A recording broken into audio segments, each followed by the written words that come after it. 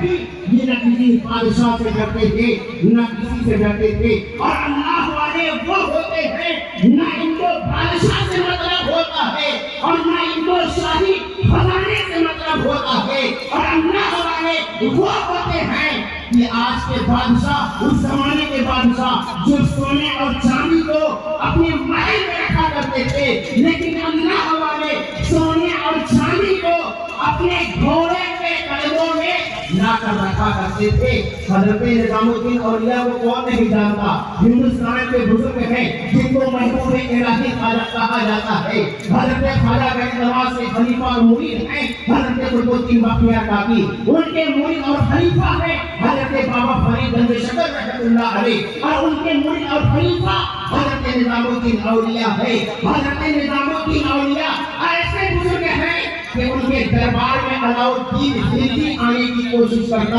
اور حضرت نظام الدین اولیاء اس کو واپس کر دیتے تھے. ایک مرتبہ جب زبردستی آ گیا تو حضرت نظام الدین اولیاء نے کہا کہ فقیر کے خانقاہ میں پروردگار عالم نے 2 دروازے بنائے ہیں, ایک دروازے سے تو اندر داخل ہوگا تو میں دوسرے دروازے سے باہر نکل جاؤں گا. اگر تم مجھ کو پریشان کرے گا تو میں اس پورے زمین کو چھوڑ کر کہیں دوسری جگہ چلا جاؤں گا. اس لیے کہ اللہ رب العزت کی زمین بہت بڑی ہے. اس نے کہا کہ میں واپس چلا جاتا ہوں. ایک مرتبہ پھر اس نے ایک پرچی لکھی اور کہا, اور اس نے علاؤالدین خلجی نے ایک پرچی لکھی. پرچی کو اس نے یہ لکھا کہ کہا کہ اے نظام الدین اولیاء کہ آخر کیا بات ہے کہ بادشاہوں کے دربار میں بھی سپاہی ہوتے ہیں اور فقیروں کے دربار میں بھی سپاہی ہوتے ہیں, تو ان دونوں میں فرق کیا رہ جائے گا؟ حضرت نظام الدین اولیاء نے محبوب الہی نے اسی پرچی کو پلٹ کر آپ نے جواب بھی دیا کہ بادشاہوں کے دربار میں سپاہی اس لیے آتے ہیں کہ غریبوں کو بھگا دیا جائے اور فقیروں کو بھگا دیا جائے, اور میرے دربار میں سپاہی اس لیے ہے کہ میرے خاندان میں بادشاہ داخل نہ ہو جائے. حضرت نظام الدین اولیاء نے جب یہ جواب لکھ دیا اس کو پھر شرارت سوچی. وہ اصرار کرتا رہا کہ میں آپ کی بارگاہ میں آؤں اور میں آپ کے خاندان کی زیارت کروں. حضرت نظام الدین اولیاء نے اجازت دے دی. جب علاؤالدین خلجی حضرت نظام الدین اولیاء کے دربار میں آیا تو اس نے اپنے ماتھے کی نگاہوں سے دیکھا اور ایسی چیز کو دیکھا, کہا مان گیا کہ میں ہندوستان کا بادشاہ ہوں, لیکن حقیقت میں بادشاہ میں نہیں بلکہ آپ ہیں. حضرت علاؤالدین خلجی نظام الدین اولیاء کے دربار میں جب علاؤالدین خلجی داخل ہوا تو کیا دیکھا کہ حضرت نظام الدین اولیاء کے دربار میں ان کے خانقاہ میں گھومتا رہا اور گھومنے کے بعد ایک پرچی پھر لکھی اور کہا کہ اے نظام الدین اولیاء آخر کیا بات ہے؟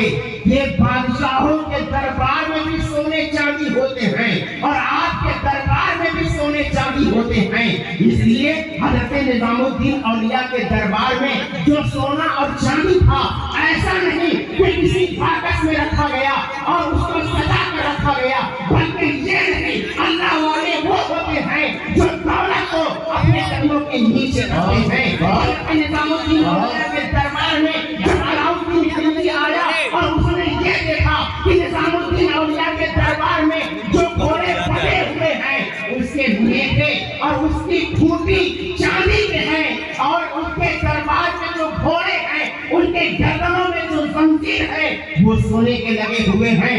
علاؤالدین خلجی واپس گیا, ایک چٹھی لکھا اور کہا کہ آخر کیا بات ہے کہ بادشاہوں کے دربار میں بھی سونے اور چاندی ہے اور فقیروں کے دربار میں سونے اور چاندی, تو ان دونوں کے دربار میں فرق کیا رہ جائے گا؟ حضرت نظام الدین اولیاء نے پھر اسی پرچی پر پلٹ کر آپ نے جواب دیا اور کہا کہ بادشاہوں کے دربار میں سونے اور چاندی اس لیے ہوتے ہیں کہ وہ سنبھال کر رکھیں اور شاہی چیز کو زیب و زینت بنائیں, اور فقیروں کے دربار میں سونے چاندی اس لیے ہوتے ہیں کہ ان کے گھوڑوں کے قدموں کے نیچے یہ سونے اور چاندی پڑے ہوتے ہیں. تو اللہ والے جو ہوتے ہیں اونے الہی کا مظہر بن کر خلق خدا کی رہنمائی کرتے ہیں. دنیا دار بھیڑ بات یہاں جلسے میں بہت ہی زبردست ہوئی ہے. اور بات کرتا ہے اور اللہ والے وہ ہوتے ہیں جو دولت کو ایک سمجھتے ہیں اور دین کے لیے اپنے تن من دھن کی قربانی کو پیش کرتے ہیں. اور اللہ والے ان کی تعلیم یہ ہوتی تھی. حضرت عمر بن خطاب کے زمانے میں ایک تعلیم تھا جس کو بہار چین کہا جاتا تھا. وہ ایسا تعلیم تھا کہ اس تعلیم پر بیٹھنے کے لیے دنیا کے بڑے بڑے سلاطین اور بادشاہ سونے کیا کرتے تھے, خربوں کے اور ٹن ٹن سونے دیتے. کہا ایک ٹن سونا لے لو لیکن مجھ کو بہار چین پر بیٹھا دو.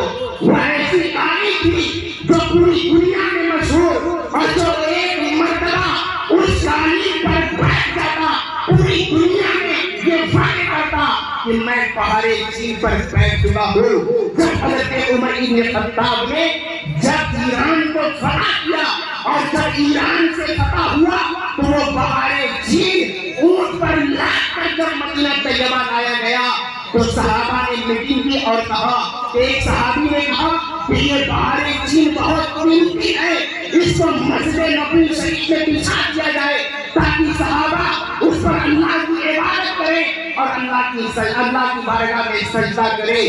جیسے ہی یہ خبر حضرت عمر بن خطاب کو ملی, حضرت عمر بن خطاب نے کہا کہ اس کی کیا حیثیت ہے کہ اس بہار چین کو مسجد نبوی شریف میں رکھا جائے. صحابہ نے جب یہ کہا, حضرت عمر بن خطاب نے کہا تو صحابہ اٹھا کر اس کو باہر لے گئے. حضرت عمر نے کہا کہ اس بہار چین کو وہاں رکھا جائے, بالکل مسجد نبوی کے دروازے پر رکھو اور اسی دروازے پر رکھو جہاں پر صحابہ اپنے جوتے کو اتارے اور اس میں پہنچ کر مسجد نبوی شریف میں اللہ کی عبادت کرے. تو یہ دولت ایک ایسی چیز ہے جو دنیا داروں کے لیے نشہ کی کام کرتی ہے, لیکن اللہ والے دولت کو لٹا دیا کرتے تھے, دنیا کو فتح کیا, بڑے بڑے ممالک کو فتح کیا, لیکن دولت کے پیچھے نہیں بھاگے. آج کے زمانے میں دیکھا جاتا ہے لوگ پیسہ کمانے کے لیے ایسا حربہ استعمال کر رہے ہیں. ان کو یہ سمجھ نہیں آتا کہ اگر میں یہ بزنس کروں گا تو یہ ناجائز و حرام ہو جائے گا. ہرگز نہیں, ان کو صرف پیسے سے مطلب ہے. اسلام کی بنیاد وہ ہے جو ایمان پر ٹکی ہوئی ہے, دولت سے کوئی لینا دینا نہیں ہے. بڑے بڑے صحابہ اولیاء وہ ہوتے ہیں جو اللہ کے لیے اپنے دین کو اپنے اللہ کے لیے اپنے آپ کو قربان کر دیتے ہیں, لیکن دولت کے پیچھے نہیں بھاگتے. کیا آپ نے حضرت صدیق اکبر کے زمانے کو نہیں دیکھا, عمر بن خطاب کے زمانے کو نہیں دیکھا؟ ایسے بے شمار صحابہ تھے جن کو دولت کا لالچ دیا گیا لیکن وہ کبھی نہیں آئے, لیکن نبی اکرم صلی اللہ علیہ وسلم کے اوپر ان کا ایمان اتنا مضبوط ہو رہا تھا کہ گردنیں اڑ جائے لیکن اپنے ہاتھ سے دولت نہیں پکڑتے تھے اور ان کا قدم نہیں پھسلتا تھا. آج بزنس کرنے کے لیے آج ہمارے بنارس میں دیکھا جاتا ہے لوگ سمجھتے ہیں کہ ہم اس چیز کا کام کریں تو دولت بہت تیزی کے ساتھ آگے بڑھے گی, ہمارا کاروبار بہت تیز آگے بڑھے گا. آج ایک نیا پیٹرن چلا ہے, لوگ سمجھتے ہیں کہ ہم ایسا آئٹم تیار کریں جو ہمارے طرف دولت آتا رہے اور بڑے بڑے ویپاری ہمارے گھروں کے دروازے پر آتا رہے اور پورا مال ہم ان کے یہاں سیل کرتے بھیج دیں. انہیں دولتوں میں سے ایک ایسا بیماری جو پھیلا ہوا ہے, ایک چلن آج چل رہا ہے جو فیگر کا چلن چل رہا ہے. لوگ تصویر کشی والی بیماری ہے اور لوگ فیگر کی ساڑیاں تیار کر کے پوری دنیا میں بیچ رہے ہیں, بنارس سے بیچ رہے ہیں, لیکن ان کو معلوم نہیں ہے کہ یہ ساڑی تیار کرانا اور کروانا اور مزدوری دینا جو حرام ہے. ارے ایسا کام کیا جائے جس سے اللہ راضی ہو اور رسول اللہ راضی ہو جائے. ناجائز و حرام کام نہ کرو. اس لیے میں نے اپنے ماں माथे की निगाहों से देखा है कि दुनिया के बड़े बड़े दुनियादार आते हैं जो रोजाना 50,000 कमाते हैं, लाख रुपया कमाते हैं, लेकिन इसी बनारस के करामा सेंटर में आते हैं, अपना इलाज कराते हैं और 50 लाख 20 लाख का बिल बनता है, वो इलाज करा के चले जाते हैं। जब उनके गांव का पता लगाया जाता है, पैसा तो बहुत है लेकिन ये ज़कात नहीं निकालते, सदका नहीं करते, गरीबों का देखभाल नहीं करते, जो दीन के काम में अपने रुपये को पैसे को खर्च नहीं करता, परवरदिगार आलम एक बीमारी के जरिए उससे तमाम दौलतों को फौरन ले लेता है और लोगों के सामने कटोरे लेकर भीख मांगने की बारी आ जाती है। इसलिए जरूरी है कम कमाओ, हम ऐसा कमाई करेंगे जिससे अल्लाह राजी हो जाए और अल्लाह राजी हो जाए। इसलिए हम फिगर का काम कभी नहीं करेंगे। क्या आपको ऐसा लगता है कि फिगर का काम दिलवाने में दौलतें बड़ी तेजी के साथ बढ़ती हैं? हरगिज़ ऐसा नहीं होता।